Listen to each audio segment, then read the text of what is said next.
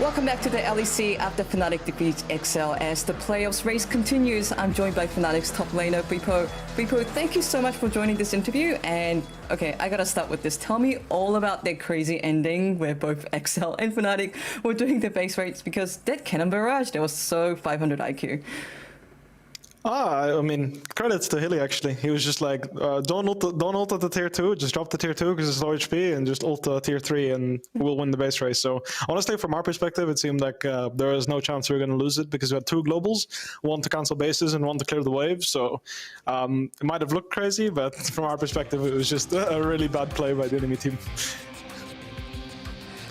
And Bwipo, you actually decided to pick Gangplank today. I did see you hover Jace. It is a bit of a divergence from your usual picks, such as Yone and perhaps Riven. Can you tell me more about the Gangplank pick and how it possibly played into Fnatic's, like, you know, poke from the long range, like, you know, opposition? I mean, I don't think Yone and Riven are usual picks for me, but yeah, I mean, I went to the good old, a little bit of Gangplank.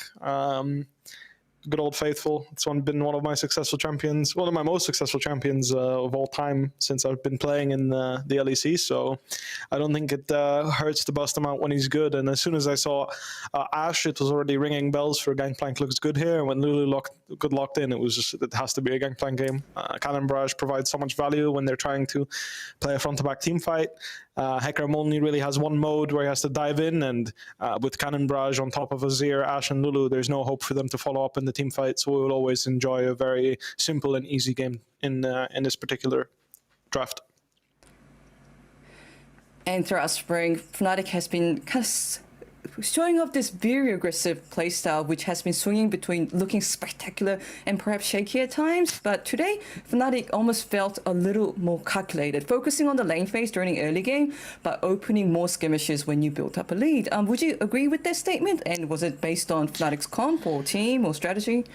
I think after level 1 we lost our center flash, so obviously we were trying to be a little bit more cautious, trying to avoid the Hecarim ganks. Generally speaking, Gangplank is quite vulnerable in the early laning phase against champions like Hecarim. If you mess up, you can easily get picked off and get run down in the lane. So obviously I was playing much safer, and then bottom lane without the flash, want to make sure that nothing wrong happens either. And in general in this game, I think we felt super comfortable waiting for Cannon Barrage and Senna's ult to come online, and as soon as we have our globals, I think it's already very difficult for the enemy team to play.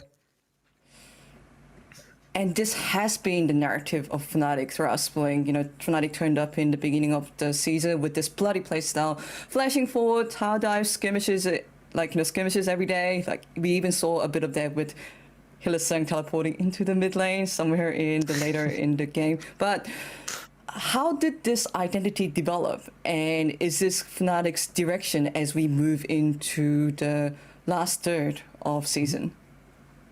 I think we're just going back to what works for us. A little bit more focus around playing controlled and good League of Legends. I think I especially got ahead of myself with some of the counter picks I prepared. I think that if I just go to the good old fashion picks that I'm known for, I think that's going to provide more than enough for my team, and I don't need to do anything special.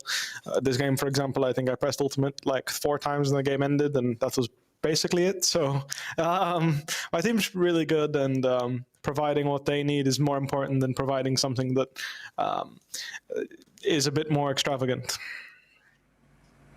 Hey, your gameplay is, I would say, flashy enough for us, certainly in this game.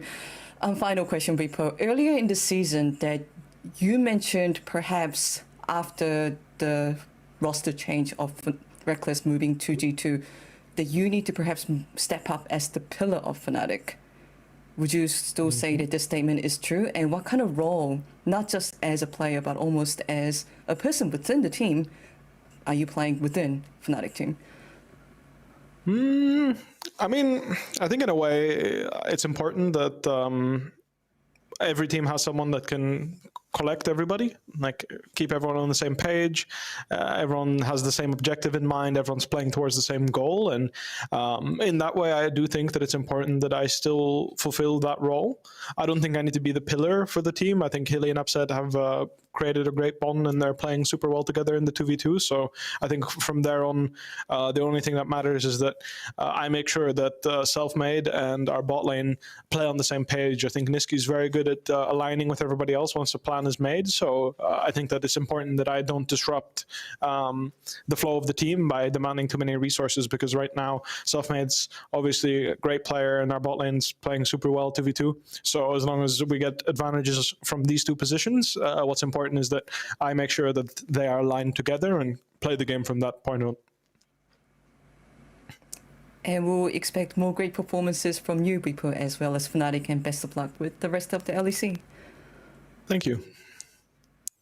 Thank you. And after the break, we will be back with post-game lobby with Crown Shot. What a great way to tie the day up, so don't go anywhere. We'll see you soon.